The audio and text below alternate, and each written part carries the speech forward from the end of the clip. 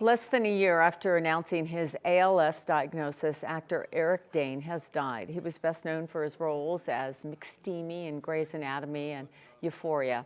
In his final months, he focused on raising awareness about ALS, which is also known as Lou Gehrig's disease. 9 News medical expert Dr. Payal Kohli joins us to talk more about ALS. Talk about specifically with Eric Dane, some of the symptoms that he was suffering from and kind of the course that his illness took. Because we heard about it in the news and then it just seemed like, I don't know, I just thought we had more time. Yeah, it was very sudden. I mean, you know, his course was very typical actually. And what he described in Instagram post was actually that he first started noticing some weakness in his right hand. And he thought perhaps it was from too much texting. And then he would be out at an Asian restaurant holding chopsticks and his chopsticks would, you know, he would have weakness and he would drop the food. And then that really progressed to more symptoms, really having asymmetric symptoms, losing control on one side of the body almost completely. We then started to see involvement of his speech. So there was, I think, he did an appearance where you could hear a slurred speech. You can start to have vocal cord dysfunction. So a very classical course where you see a rapidly progressive, basically motor symptoms, but you can also have other what's called bulbar symptoms, which are the voice symptoms and, you know, the swallowing and that type of stuff that can happen within the course of a few months to a couple of years.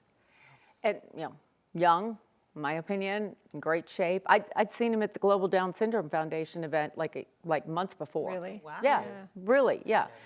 And yet you say, okay, this diagnosis happens. So many things we hear about, like, oh, catch it early and we can do more. How come I never hear that about ALS?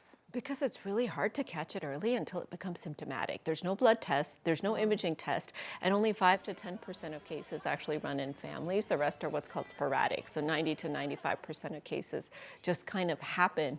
And so you don't know who's going to get it. We think it's some kind of a toxicity, essentially a culmination of your genetics, your environment, and perhaps a toxic exposure. We do know that military vets, there's an association there that can happen. There's an association with smoking that can happen. Men have a slightly more preponderance until menopause when women start to catch up. But really between your middle ages, kind of the 30 to 40, 50, 60 is when you see most people present with symptoms. And unfortunately, within 3 to 5 years, that's the median survival.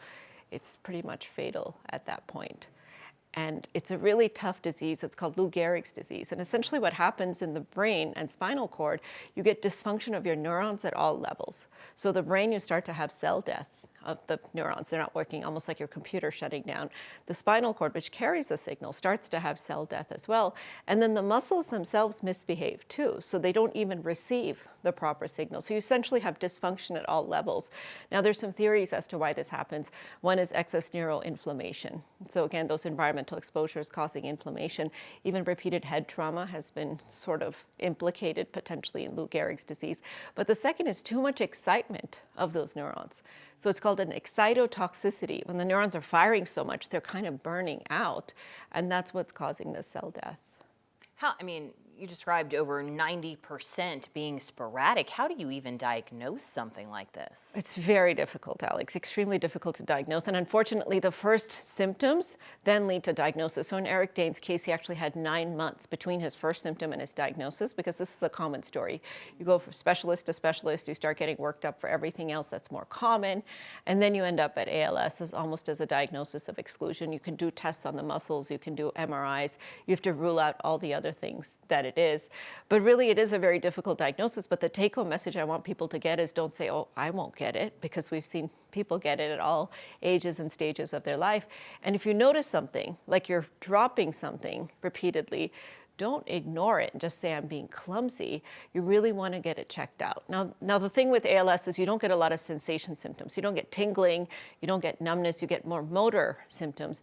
And about half of people may have some cognitive issues, which may potentially impair their ability to know that something is happening. But if you see your family member dropping something over and over again, being clumsy, make sure you see a neurologist and get it checked out.